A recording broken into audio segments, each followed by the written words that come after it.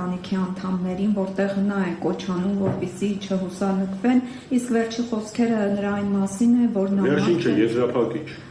Եզրափակիչ խոսքը այն մասին է, որ նկատի ունեմ ուղերձի վերջի խոսքը,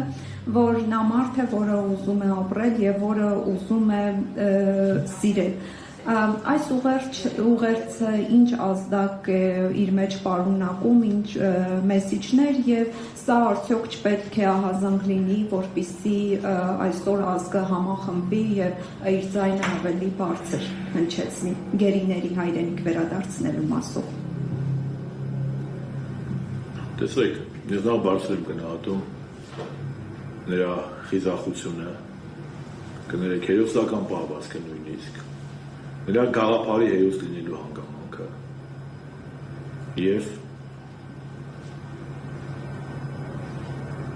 իր կյանքի գլխավոր նպատակներից մեկին հավատարիմ մնալու և ոչ միայն Ռուբեն Վարդանյանին դա վերաբերում, դա վերաբերում է և Բակո Սահակյանին, որի ցուցմունքներից մենք տեսանք, որ ինքը միայն արժանապատվությամբ պահեր է ապրել և ապրում, որ Արցախի պայքարի մասնակիցներից ու ղեկավարներից մեկն է եղել և նշել էր, որ որևէ դատարան, որևէ պետության դատարան չի կարող դատել Արցախի ինքնորոշման իրավունքը։ Նույն հպարտությամբ ես ծանոթացա գեներալ Լևոն Մնացականյանի խոսքին, որ նշել է, որ ինքը պատվի բարձր զգացումով է պայքարել իր հայրենիքի համար, երեք նմանատիպ հայտարարություն արեց Դավիթ Մանուկյան,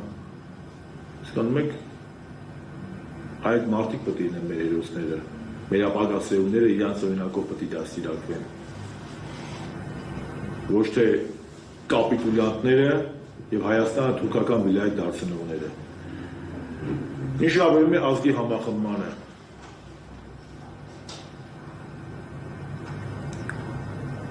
Աստվածը համախմբենք, մենք Արցախ ենք գործել, բայց դեռ չենք կարողացել համախմբենք։ Բայց ես, եթե Ռուբեն Վարդանյանը գտնվելով Բաքվի բանտերում չի հուսահատվում եւ պայքարի եւ հուսադրող կոչեր է անում, մեր կողմից առնվազն շանտեղություն կլինի, մենք հուսահատություն տարածենք։ Ինքը իր վառ կերպարով եւ Բաքվում մեր եղբայրները ասեցի եւ Բակո Սահակյանը, եւ Արկադի Ղուկասյանը, եւ Լևոն Մնացականյանը, եւ մնացածը, այդ կերպարները իրենց վարքագծով ցույց են տալիս, որ հայկական ոգին չի կարելի սպանել, որ անկախության ոգին, սեփական ճակատագիրը, սեփական ազգով ու կամքով որոշելու ոգին,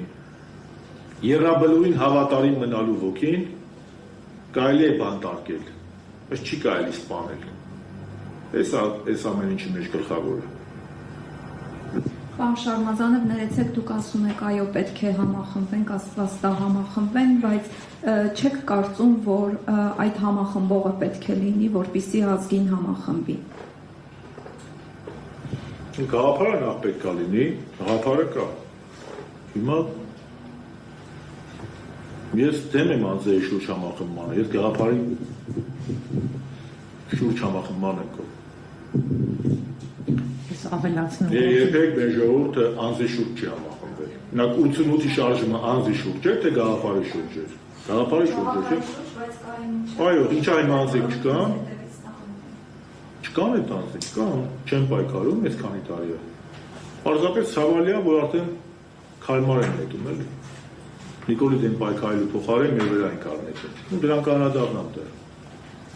Ես շարունակեմ գործընկերոջս հարցը ուրիշ հարցում տալ